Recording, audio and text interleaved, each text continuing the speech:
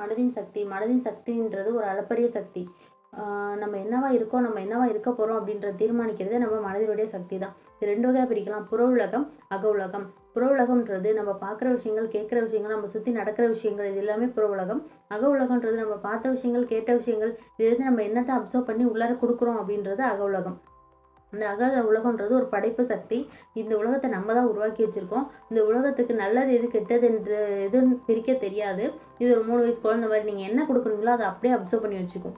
ஆனால் புற உலகன்றது ஒரு 30 வயசு அடல்ட் மாதிரி அதுக்கு எது நல்லது கெட்டதுன்றது பிரித்து பார்க்க திறன் இருக்குது.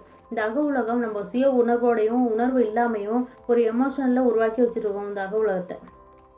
ஓகே, இப்போ ஒரு க்ரைம் மூவி, ஒரு ஸ்டோரி பார்க்கலாம். ஒரு போலீஸ் திருடன் 2 பேருமே ஒரு மூவி பார்க்குறாங்க. அது ஒரு க்ரைம் மூவி.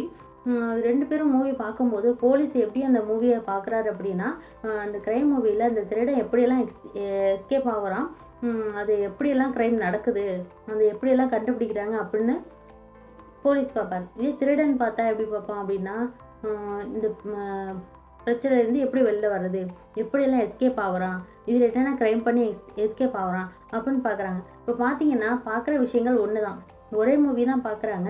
ஆனால் அவங்க எடுத்துக்கிறது வேறு.